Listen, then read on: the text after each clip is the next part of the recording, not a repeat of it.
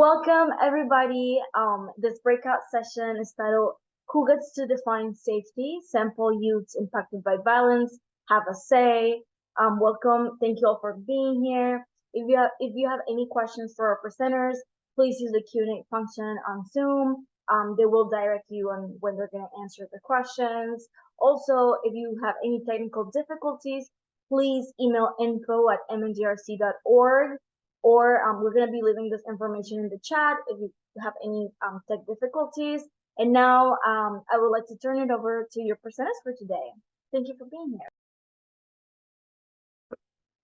Good morning, everyone. Thank you for joining us for today's session titled Who Gets to Define Safety?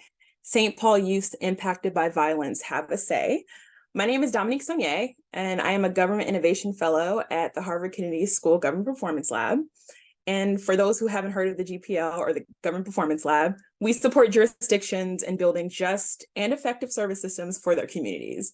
So we provide technical assistance. We do research, and we try to develop and design tools and strategies to help implement policy reform in different focus areas like procurement, housing, family well-being, and criminal justice.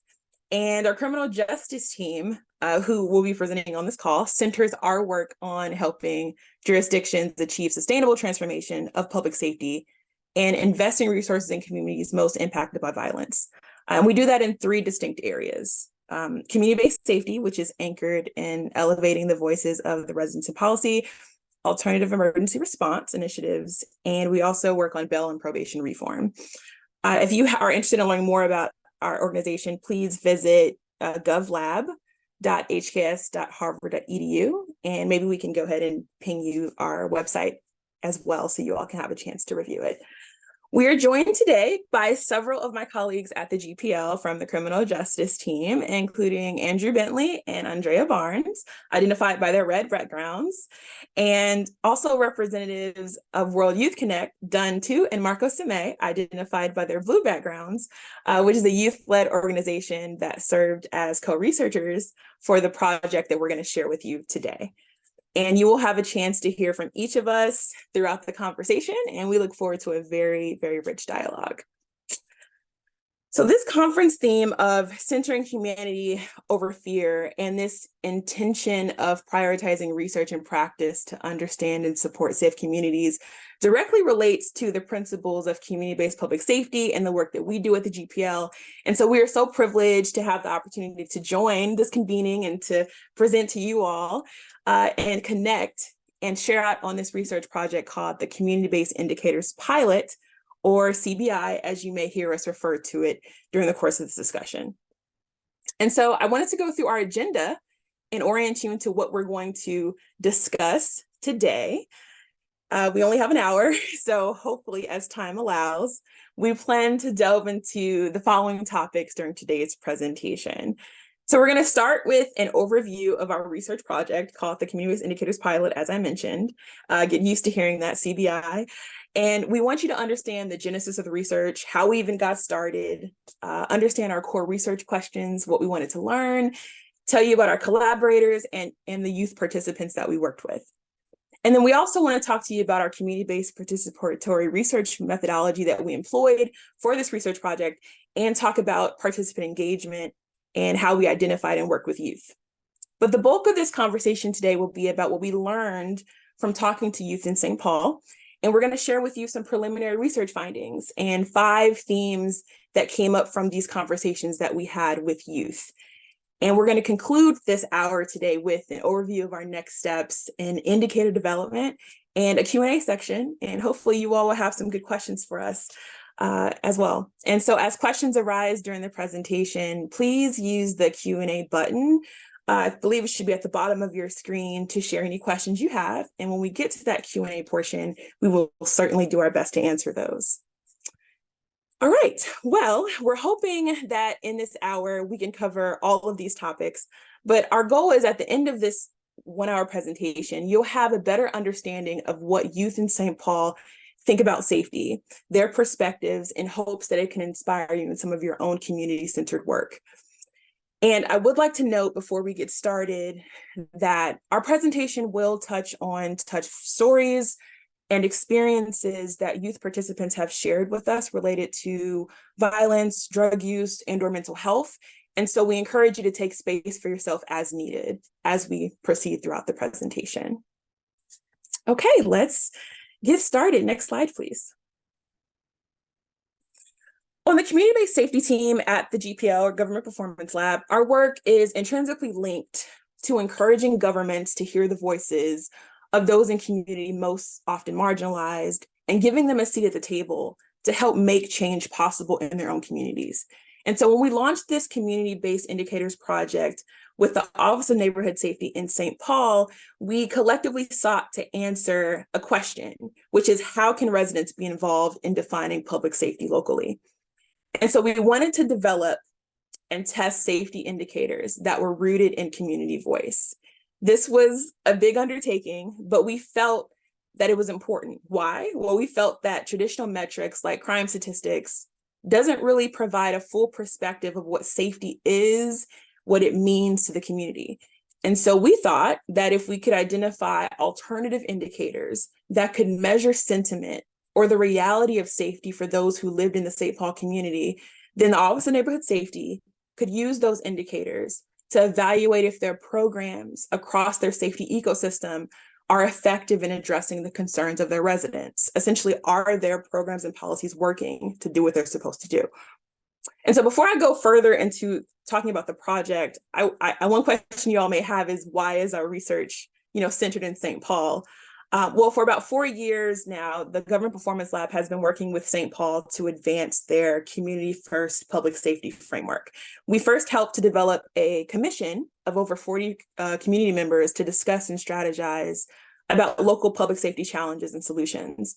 And it was a very, very rich discussion with this group. And so it was this group's recommendation to actually develop an Office of Neighborhood Safety. And when that decision was approved and was moving forward, our team again worked with the city of St. Paul to help stand up this office, which is now in its second year of operation. When the inaugural and current director of the ONS, Brooke Blakey, joined the office, we continued our collaboration with the city of St. Paul to launch this exploratory research because they were interested in understanding, how do residents feel about safety, much like we were. So back to kind of our genesis of the project. We wanted to launch the qualitative research project on safety. And we knew going into this that a few things we knew clearly was that there's an increase in a trend of violence with youth involvement. And this was a concern for the broader St. Paul community and their recently established Office of Neighborhood Safety. Because of this observation of this uptick in violence that involved youth, we knew that the focus of this qualitative research would be youth between the ages of 13 and 24, primarily also because there was a lack of data that had already been captured with the perspectives of these youth. And so we knew specifically that we also wanted to prioritize youth who were disproportionately more likely to be impacted by violence. Well, how do we do that? Well, our team decided to develop a criteria to define what impacted by violence actually meant, and coming up with 4 statements that you see on the screen. And when we did pre-screening, working with youth to try to identify if they would participate, we asked them to self-identify with at least one of those 4 statements, answering only yes or no if the statement resonated with them. And we found that quite often, many of the youth that participated in this project would on average meet at least 2 or more of the 4 statements that you see listed here. Next slide, please. As we prepared our RB application prior to the start of research, our team also wanted to identify our core research questions.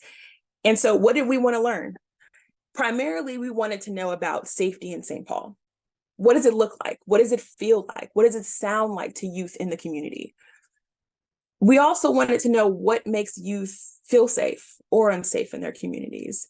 Are there particular ways that they define or recognize or experience safety in their community? We also were curious if they had ways to identify safe spaces in their communities, or in the inverse, what is an example of an unsafe space and how would they recognize or identify that? And then we also were interested in behaviors. What actions, what behaviors do youth take to make sure that they keep themselves safe as they're navigating their communities? So that was really the core of our research. But beyond that, we also wanted to look at methodology. So we wanted to explore the most effective methods for community-based participatory research, collaboration, and engagement. So if we're trying to elevate resident voice, how do you identify, access, engage in conversations with community members in an ethical and an authentic manner? And then what strategies or techniques could we use to actually accomplish that in an efficient way? And then what role does community, local organizations play in our goals? We had a lot of questions that going into this research project. And so to achieve our goal of identifying alternative potential safety indicators, we knew that the data we needed to collect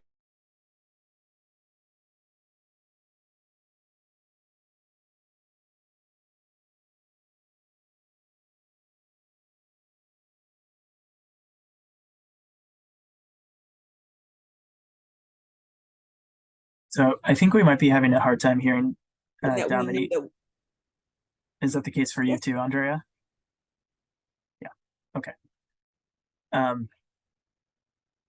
Dominique, it looks like you're back now. Oh, I'm sorry. Yeah, we missed it a little bit, but I think we got most of it. Yeah, my apologies. Where did we leave off? We're just at the tail end of community-based participatory research. Okay, great.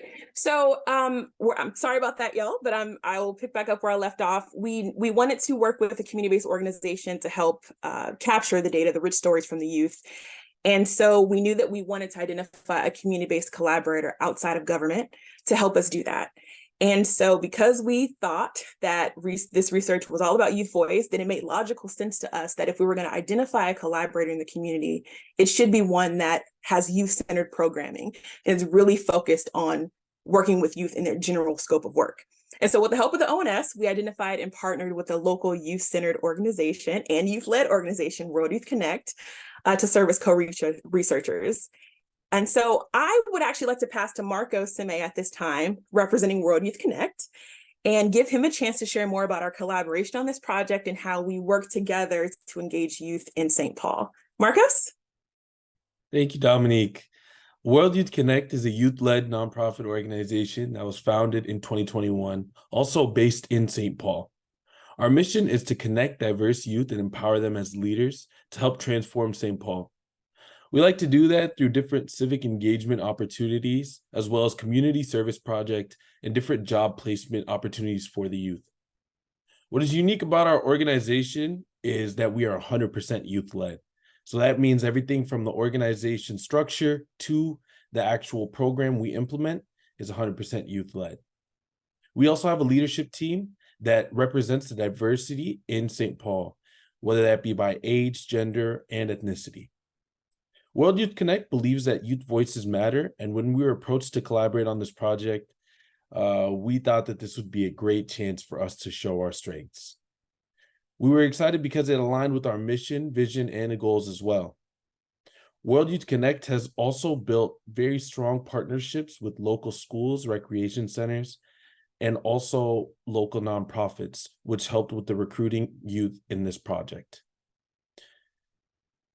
This research project included community-based participatory research principles, recognizing that youth are experts in their own lived experiences and identity. World Youth Connect was able to be a part of the research design and execution of this project, which provided a platform for co-learning and capacity building for all involved. Our first action was to establish a youth research council from 6 members of the World Youth Connect community. We made it intentional that we had different members of World Youth Connect from different backgrounds and diversity and ethnicities, just to make sure that we were touching all the parts in St. Paul.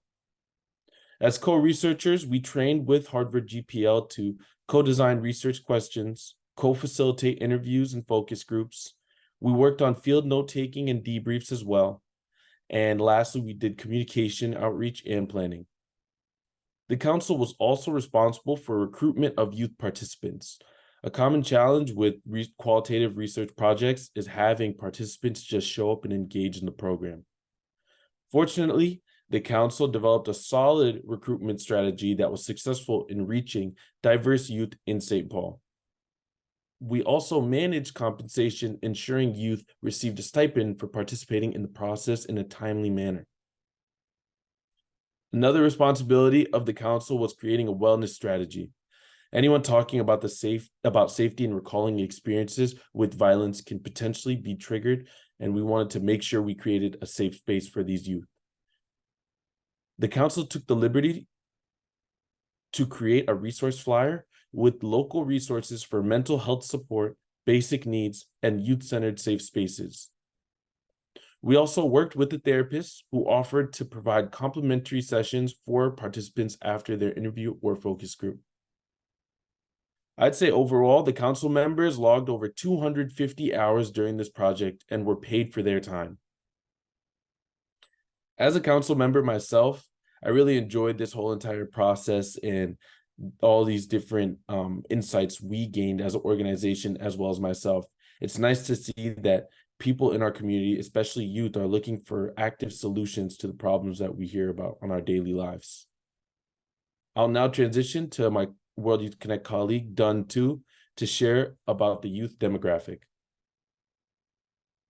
Thank you, Marcos. I want to take this opportunity to share more information about the youth we spoke with during this project.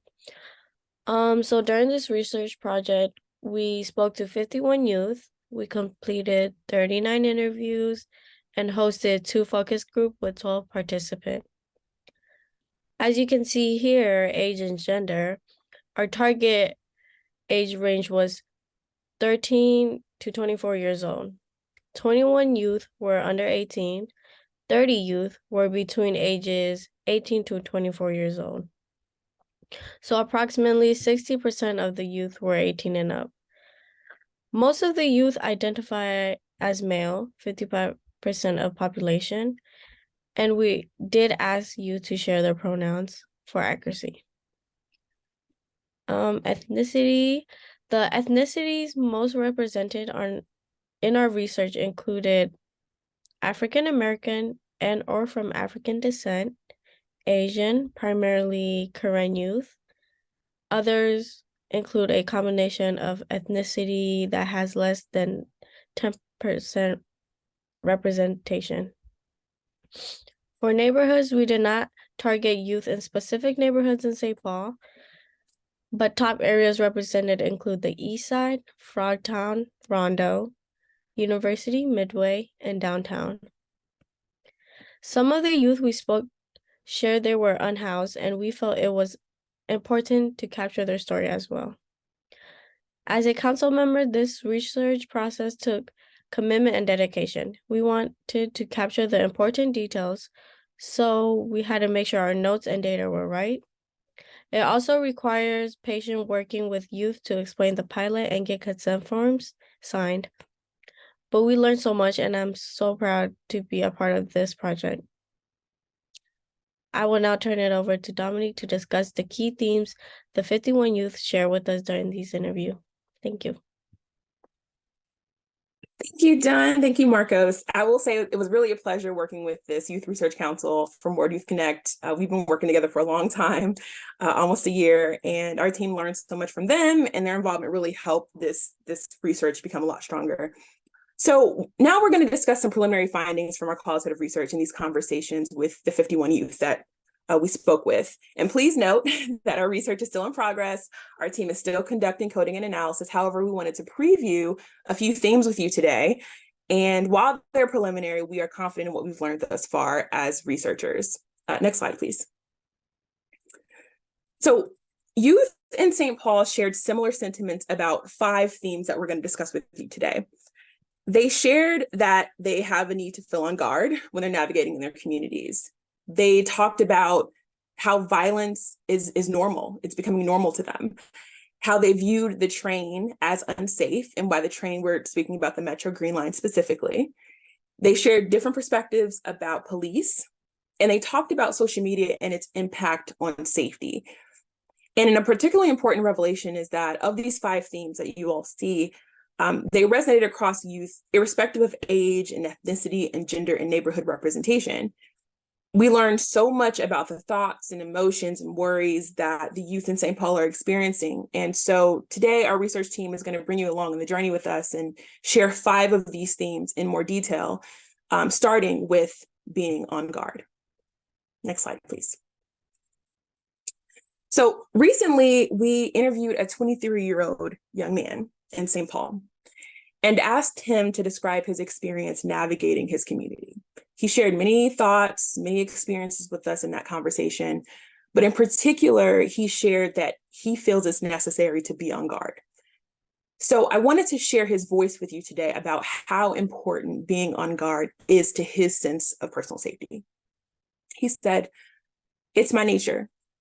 It's second nature now. I was always told when I get in my car, check my rear view. When I leave out my house, look left and right. And when I cross the street, look left and right. It's instilled in me. I mean, being on guard is something that a man is supposed to be. In my eyes, you can't be relaxed with the world. Bullets have names. You could be hit by a car. It's just being on guard is being aware, and being aware is being alive." Throughout these interview and focus group conversations, we heard nearly all youth share similar sentiments about feeling the need to be on guard and that their hypervigilance is necessary due to the proximity to unsafe situations, violent incidents, or unknown threats in St. Paul. Next slide, please. And as a result, they take protective measures and create routines for themselves and are very intentional about when and where they go, but more poignantly, about how they act when they're outside their home. So when we probed further in that conversation with that 23-year-old young man and asked how he stayed on guard, his response was reminiscent of what I would consider to be a personal code of conduct. He told us that he wakes up at 5 a.m. to go to the gym to avoid people. He said he doesn't leave his apartment if it's hot outside. And he also said he never walks aimlessly. He always moves with a purpose. He always walks with a purpose. You know, we heard other youth in other conversations share similar safety behaviors to keep themselves safe. And it was pretty common, and we didn't expect that, but it was really telling that this was something that youth have to consistently worry about. As far as some of the other safety behaviors we heard youth utilize when they're on guard, is that one half of the participants said that they examine the behavior of others. And what they meant by that was they look at people's mannerisms, like how they walk, their body posture, their facial expressions, and even what they're doing with their hands. I recall during one of our focus groups, one of the youth shared that if I see someone, I feel like I have to guard my person because I don't know if you're going to have a gun on you and you're going to be having a bad day and you think it's going to be cool to take something. You always are prepared. You can call it disaster planning, or you could call it a threat seeking, but you're looking at everything around you like a threat. That was a powerful statement. And then we also realized that other youth, about one half, also said that they scan the environment around them. And what that meant to them was looking behind them, looking over their shoulder, using instincts as a barometer to assess signs of danger, such as sounds of speeding cars or cars circling the block or erratic driving. One high school student said to us about an experience, he shared with us an experience that he witnessed a drive-by on his way home from school one day. And he was talking about how he kept himself safe after that incident. And this is what he said to us. He said, "I look around more than usual. I used more of my ears just to listen to the sounds of an area. A speeding car, 2 speeding cars, people yelling. That's the only thing I need to hear to run back in the other direction. And I still do that to this day." Again, powerful statements. As I close, another statement comes to mind from a young lady that shared with us the toll that looking over her shoulder has taken on her. She said, "Feeling like you're not safe or feeling like you always have to look over your shoulder. I know for me personally, it's made me have to grow up so much faster. and not really have that sort of childhood that I wanted, or even as a teenager, because I had to. I've been having to look over my shoulder since I was 14. And after hearing that, we were curious. And so we asked, what do you think you lost by having to grow up so quickly? And after a moment, she said, my innocence. Recalling that moment, it was hard for me and our team to process, but we have to realize that this is the reality of some people's lives in St. Paul. Now I'll turn it over to Marcos Sime to discuss our next theme, normalization of routine violence. Marcos? Thank you, Dominique. Throughout the conversations with youth, they described experiences with violence or unsafe situations often as normal, and saying they are used to it because it happens a lot. Among the threats of violence, youth shared stories about how they have experienced and have to worry about hearing gunshots or exposure to gun violence, open drug use, incidents of violence impacting family and friends, fear of violent incidents at schools, rec centers, or intruder alerts, fighting or fear of being jumped, reckless driving and speeding cars, as well as worry about kidnapping and or physical harassment. In fact, a few youth even specifically mentioned having PTSD as a result to their exposure of violence. Youth shared that they experienced an absence and or steadily declining sense of safety in their community.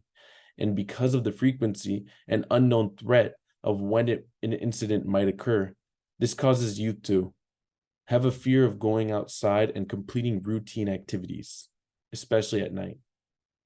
One youth shared with us and said, "Don't go out at night. That's the most unsafe time. Don't go out after dark." When we asked why he said that, he says, "It's just for me, I feel unsafe.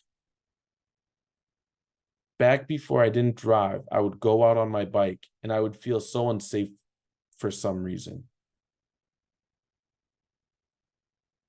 Youth and their families are so cautious and protective. Some youth even worry about their siblings just walking to the bus stop alone or just playing outside. Another youth said, "I feel scared for my siblings. I'm worried for them." And then shared that she always has to watch her siblings when they go out. Youth avoid interactions with others and are distrustful of others' intentions as well. Youth adopt routines to retain safety and are often on guard, as Dominique just shared. Overall, youth in St. Paul feel like they are just not safe. Next slide, please. I want to share some direct quotes from the youth about their experiences below. One 18-year-old in the community said, "I'm used to hearing gunshots and being next to people shooting. And I lost a few friends due to gun violence. And half the times I was there right next to them."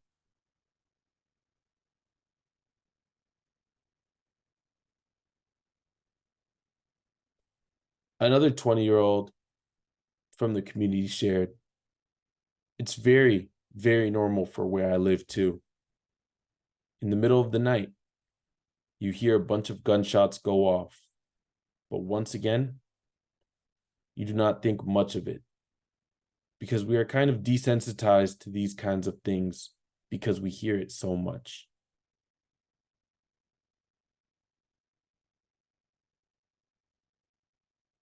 I'd like to turn it over to Andrew Bentley now to discuss our next key themes. Thanks so much, Marcos.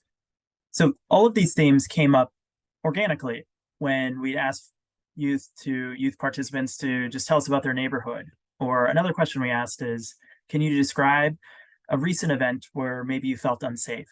And oftentimes the train came up when we asked that question.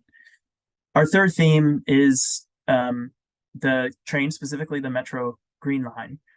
One young mother who is reliant on the train to get downtown for services, she says, I hate it. I really do hate it. I hate it a lot. The drug use. I like St. Paul, but the drug use and how people just don't even care. My son could be sitting around the train with me and they'll try to smoke on the train. It's just bad trying to travel around. That was a pretty common expression or sentiment that we heard throughout our research. But we also heard an alternative perspective on the train for folks, a few of our folks who were actually reliant on the train for safety and shelter. These were a few of the unhoused folks that we spoke to. One person told us, I'm always going to the middle cart. I'm not going to the first cart or the third cart at all. The middle cart, that's where the crime is happening at.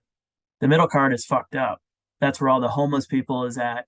But I know if I go there, I know it's other people who are in my same situation. If someone gets on and tries to get on some BS with me, I know I got a motherfucker who got my back. So we also often asked our research participants, what's the most important thing they do to keep themselves safe? And we commonly heard that avoiding the train by taking the bus, walking, or calling Uber was the top thing they do in their entire lives to stay safe. All in all, more than half of research participants discussed the train as an acute threat to their safety, primarily due to the threat of violence or exposure to people smoking drugs. One young woman who rides the train 3 to 4 times a week walked us through what she has to do to stay safe when she rides the train. First of all, she refuses to ride it at night. And when she does ride it, she often has friends or family escort her to the station to make sure she gets on it okay. When the train arrives, she told us, and I quote, I try and scan and smell the cart before I get on it. And she did that, she says, because if she feels unsafe, she'll just quickly try to make another cart. Or if not, she has to wait to the next train, or sometimes she'll walk, depending on how far she's going. If she gets on, she prefers the first cart, and she always sits in a seat that allows her to see as much of the train as possible, usually near the driver or in the very back. And the things that she did on the train to stay safe, those very specific things, were not unique in our research.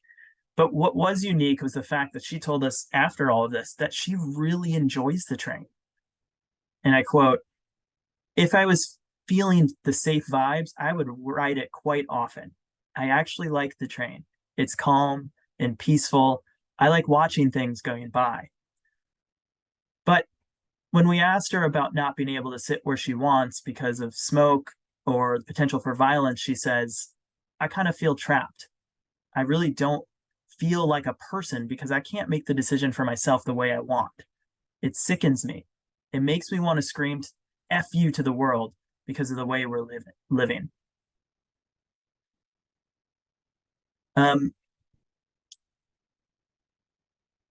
Okay, moving to our fourth theme. The police also came up as a major factor, either as a source of harm or as a lifeline of support in participants' sense of safety. This was the case for about 2/3 of the people we interviewed or who were in focus groups. Overall, half of participants told us that they limit contact with police for fear of bodily harm, specifically, most commonly, fear of being shot or mistaken identity. These are commonly the Black participants in our research, and some of them told us stories of when they were harmed or family members were harmed, and they often mentioned racist policing. One Black participant who had just finished his 8th grade year stood up when the discussion turned to the police. He wanted to show us that he's getting taller, and he's worried how the police will react to him. And I quote, the obvious thing is, oh, it's a tall Black man. I'm getting sent to either prison or shot on sight, which is what I fear the most. So I avoid the police at all costs. The participants typically limit interaction by not making eye contact when they are speaking to police or avoiding places they know the police will be. This group overall is very hesitant to call 911 and typically says that they only do so in a life or death situation. Yet, a fourth of our participants feel safer and more secure with police presence. Now, they primarily will call the police if they're feeling unsafe or notice something unsafe in their community. And this group told us that they would like more patrols in their neighborhood, and one called the police in their neighborhood heroes.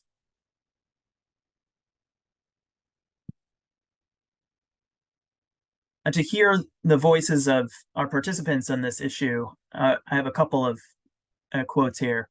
One young person who told us he had a gun pulled on him by a police officer just a few days before our interview in a case of mistaken identity. He told us this. The officer was like, "Who are you?" And I said my name, and I said, like, can I just finish my work today and finish my day? And he pulled off real quick, and I couldn't get his badge number or anything. And it was unlawful, and it made me scared. And my baby mama and her brother were in the car. I don't know how it made them feel, but I was scared for them. I feel like that officer was just looking for something to do, someone to hurt. And that participant told us that he stopped driving for fear of interaction with the police. We also had a participant, one who feels safer for the police and welcomes their presence. He said, "I like when police are in the neighborhood playing with kids, talking to the teens and the parents, and just being one with the community." Okay, I'm now going to turn it over to Andrea.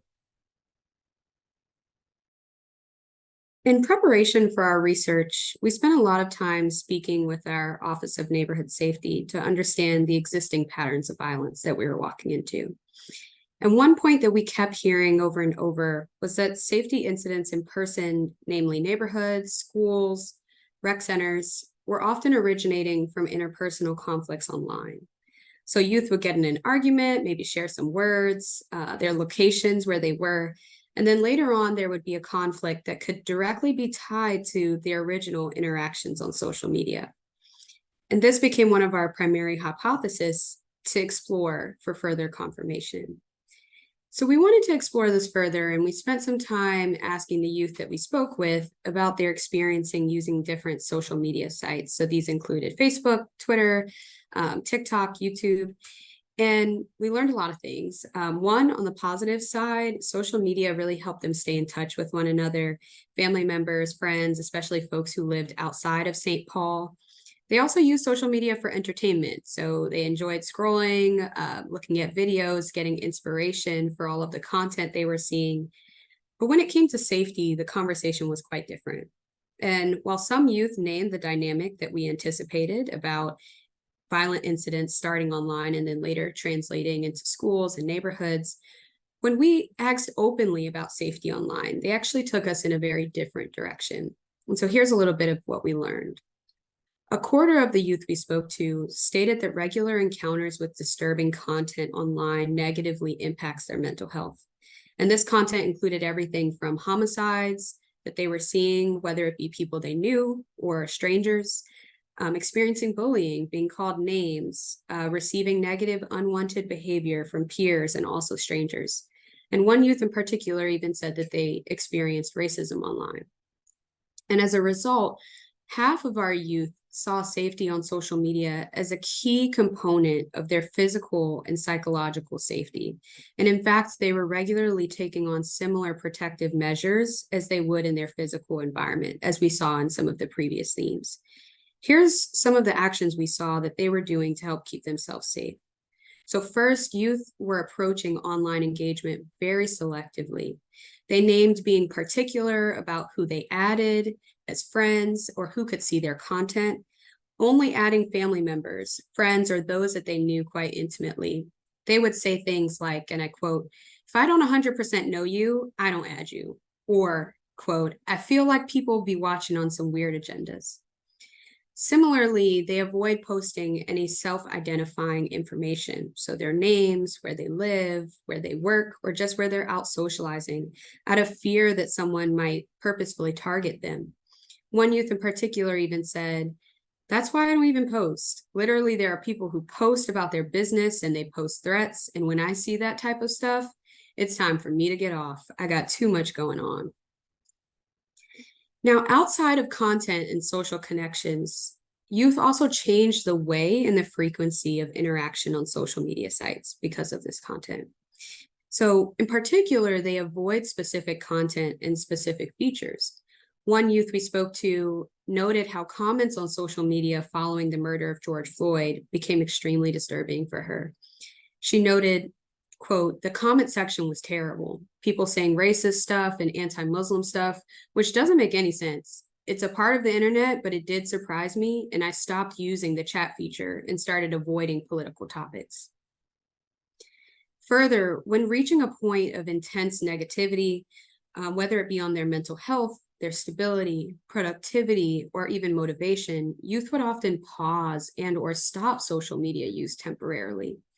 They noted deleting their accounts. One youth said, "At one point, I deleted my social media accounts because it felt toxic."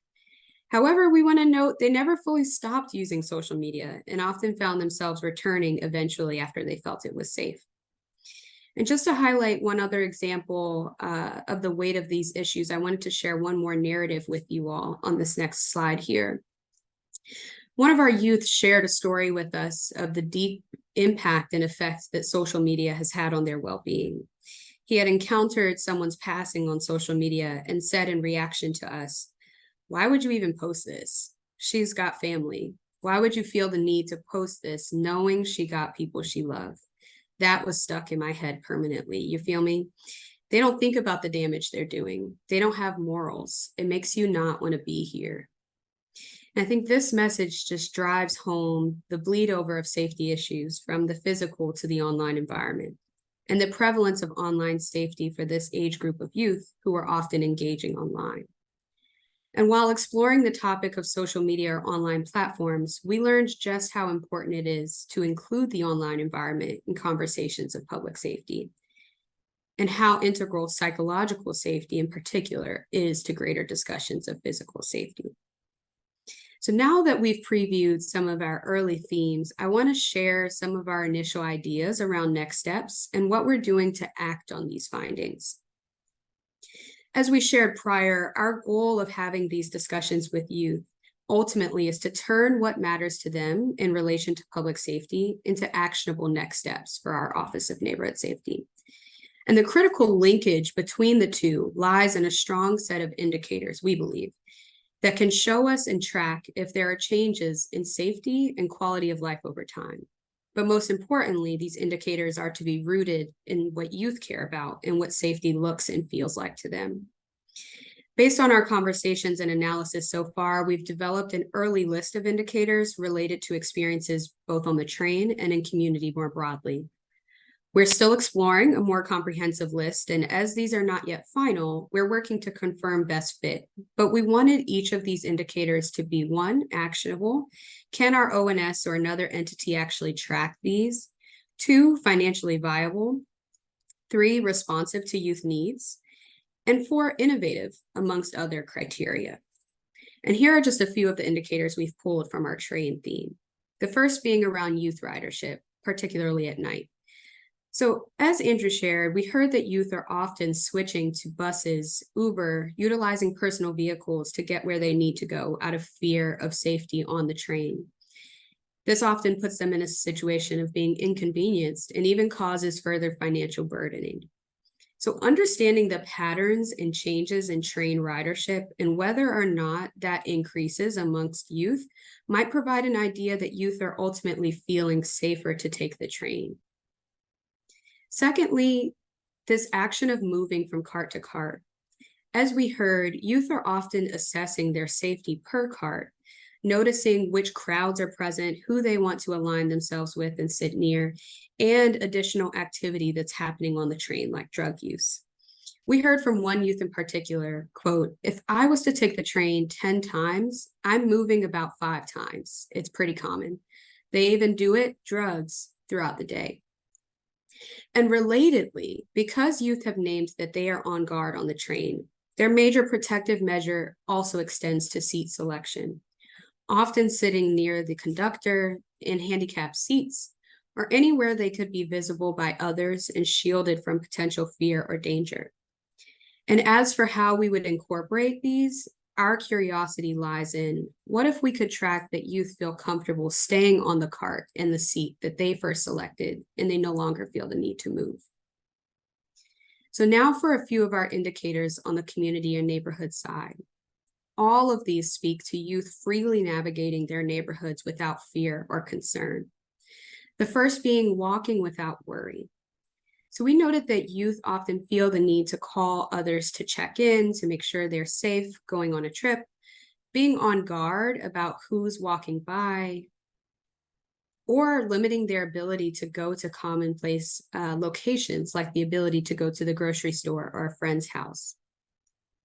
We heard a lot about youth wanting to play outside more, most notably at parks. Youth want to be free to be outside without worry of something happening to them, whether it be a random incident of violence, being misidentified by the police, or being anxious to the extent that they're unable to engage in play. Many of our youth noted how important nature was to their mental health and enjoyment on a regular basis. And lastly, youth often stay inside or feel restricted from leaving the house at night because of present danger. One youth in particular even said, and I quote, "During the day, the neighborhood is mostly quiet. At night, you can hear gunshots every night. It's a usual thing for everyone now. Like everyone is so used to it. So you think of it as a normal gunshot." And our community indicators would hopefully assess whether or not youth are becoming more comfortable and actually engaging in these activities, where they can navigate particular environments across all times of the day and feel safe to do so.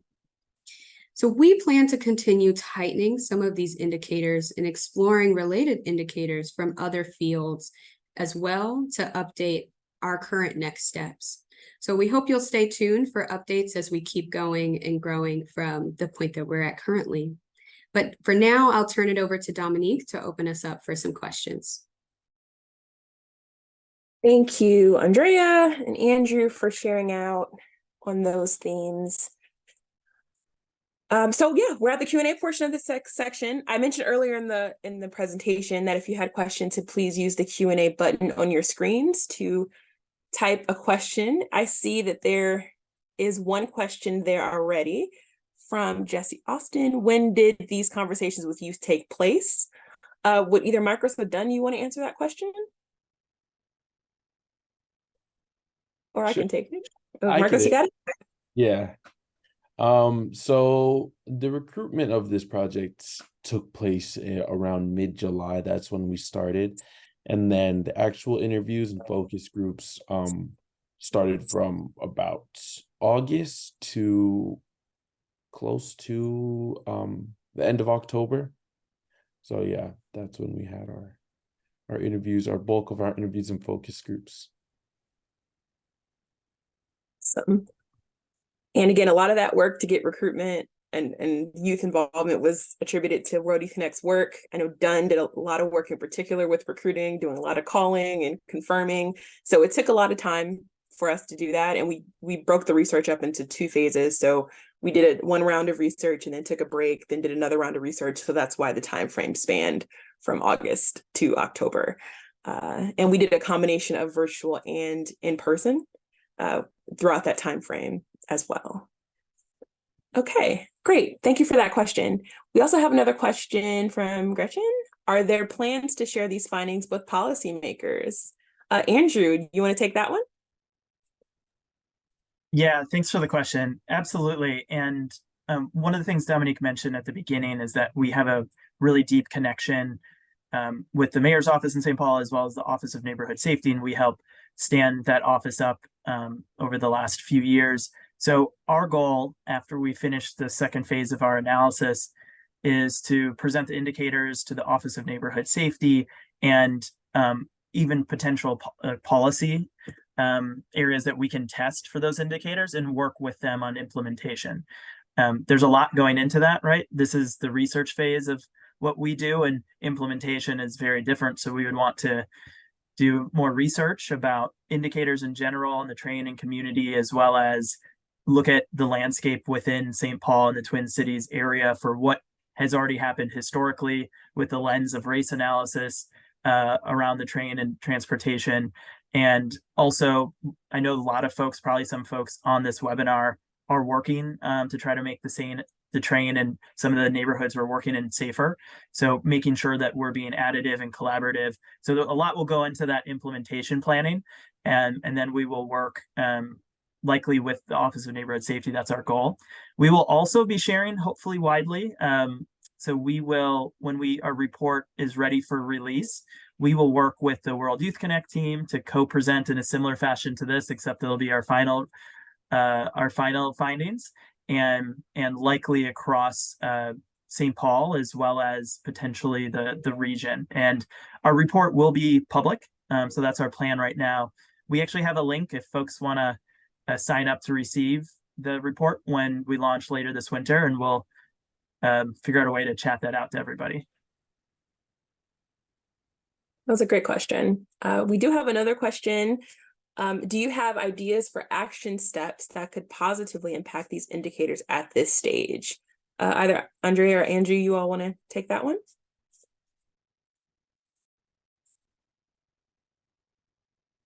Yeah, thank you so much for the question. I think we are still working on this point.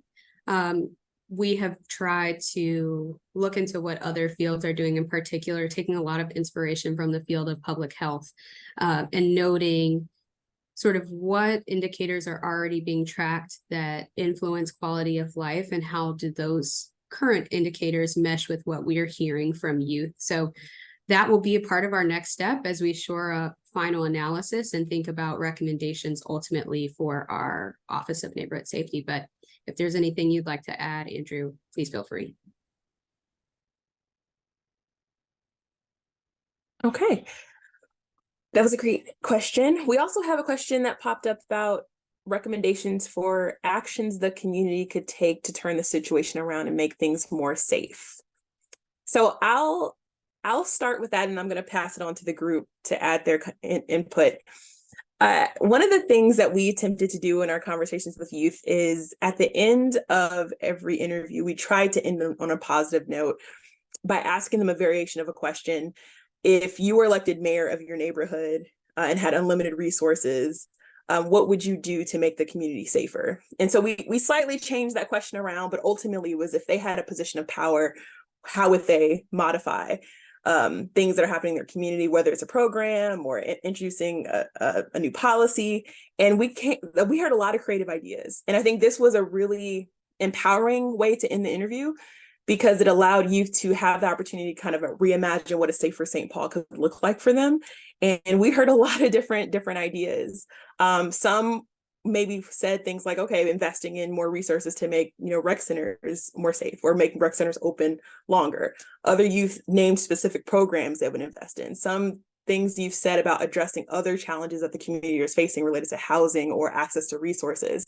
There were a lot of things that you've said. They even mentioned things about having security in certain places, talking about things about making the train safer. So this is a lot of data that we collected in our interviews on this particular topic, and we're going to find a way in our final product to kind of include some of the points that the youth shared. But it was a lot of great information that they shared about what they would do in that situation. Does anyone else on the team want to share anything more specifically about what y'all heard that resonated with you all during those solution sections? Yeah, it's well said, Dominique. I just wanted to add that, we had this question in our research that we asked from start to finish. And I think all 51 participants had a chance to answer, which was, if you were the mayor of your neighborhood, right? And Dominique alluded to this, and had a limited budget, what would you do to keep the neighborhood safe? And there was just a shift in emotion and energy when we asked that conversation. Folks lit up and wanted to share. And we often heard people say, when we asked them, how did the interview go? And they'd say, oh, it went well. And we'd say, what was your favorite part? And they'd say, when I got to be mayor, when I got to give my recommendations, because no one ever asks me that. And I just wanted to share that one of the reasons we want to work with World Youth Connect is so that we can keep asking those questions and then turn it into action. And they have a lot of connections throughout St. Paul and CBOs that we hope will be empowered through the Office of Neighborhood Safety and through the policy that could come out of the research. Okay, and we have another question from Anne. How did the need to get to school and leave school for home and jobs affect the responses? I'll punt this one over to Dunn and Marcos to talk about a little bit how we scheduled our interviews. Maybe that you guys can help give some context there. So we schedule our interviews by, well, first they sign up, did a survey, and then participant sheet list, they get their name there. Then we either email them or call them. So if they don't pick up, we leave a message. And then if they do, we ask them the 4 questions to see if they qualify. Then for their schedules, we see which date they're available. So we ask them whether they're available Monday, Tuesday, Wednesday, depending on where our interviews are. And then sometimes we will have interviews. So like for weekends, we had interviews like earlier on, but during a school day, we have like some interviews are like 4:30 to 5:30, 5:30 to 6:30, or 5 to 6, 4 to 6. Because usually school ends at 3 here. So, yeah, we really tried to work with the youth on their scheduling to make sure we wouldn't have any conflicts. So Word Youth did a great job with that. How much time do we have left in our session? Do we have about 5 minutes or so? 4 minutes, yeah. Okay, great. We'll probably take maybe one more question, and then a few of these other questions we'll try to just respond to in the Q&A function, because we do want to close out. And so there's a question from Melissa. This is a very interesting question. Why do you consider this project CPBR and not YPAR? And YPAR, Youth Participatory Action Research, I can take that one. We do incorporate some principles of YPAR, and I think us developing the Youth Research Council is an example of having youth in the driver's seat to kind of help navigate the project. But I wouldn't consider this to be a true 100% YPAR project, because from the onset of the project, the youth weren't making complete decisions from the onset. So we started the project, we went through the IRB, and then we brought in World Youth Connect to add value to definitely critical components of the project. So while we incorporated principles of both, I would say this is more community-centered with elements of YPAR versus a very traditional YPAR project that's structured where the youth develop it from end to end. And that's not necessarily how we structured it in this case. But it's definitely something that we, in the future, if we scale this project up, YPAR principles are definitely top of mind, because this is the first time that we've actually worked with a youth-led organization, and we learned so much about how to elevate youth voice and how to help make co-decisions on how to navigate the project. And we talked to experts in the YPAR field on how we can definitely elevate the youth voice. But in this case, I wouldn't consider it to be 100% YPAR, but just incorporating elements of it. So, okay, great. Thank you for those questions. So we want to move to just sharing out with one other theme about our research, and it was about youth feeling heard. I don't know if Andrew, you can share a screen again really quickly, but we learned that youth in St. Paul just really enjoyed having this space to share about how they felt about being in St. Paul and their safety. So at the end of each interview and focus group, we asked participants to, share how they felt about the overall experience. And one interview comes to mind. In particular, we spoke to one shy, quiet youth who was very cautious and reticent throughout the whole process, wasn't really sure if she was really enjoying the experience. But at the end, she said, I want you guys to hear my story. I just wanted to let it out and have my own words. And then she paused and then later said, I'm speaking for those who don't speak English, and I feel thankful, and hopefully we can do something about it. And it in that statement was just addressing the violence and the open drug use in her community. And many times when we ask the questions to the youth, how do you feel about this? Did you enjoy it? What was it like? What did you like about the experience of talking with us about safety? They even told us they liked particular questions, much like the mayor question that we alluded to earlier. If you were mayor and had unlimited resources, what would you do? That was a top favorite. But one youth specifically said, I actually liked it. The questions were sincere. the depth of the questions. The whys are what matters. If you know why, then you can possibly get a different result. The why is everything. And so in conclusion, I want to talk about kind of our why as a collective for those of us that are attending the convening. You know, one shared commonality for those of us that work with community is the work directly involves and supports the quality of life for the residents that live in those communities. And so I encourage us all to intentionally practice elevating the voices of communities in consistent and innovative ways, and trying to find ways to use that feedback to drive action and influence change that is rooted in resident perspective. Because with practice, you know, habits gradually emerge. And if policy is habitually anchored in resident perspective, then we believe that more sustainable and more effective and ethical policies can be put in place that can make our communities stronger and safer for those that live in them, especially our youth. So thank you for listening and allowing us to share our passion project with you, the community-based indicators pilot. So there's a form that we've shared in the chat. So if you all could please fill that out if you're interested in learning some more information about the project and or receiving the report that we're developing for this project, that would be greatly appreciated.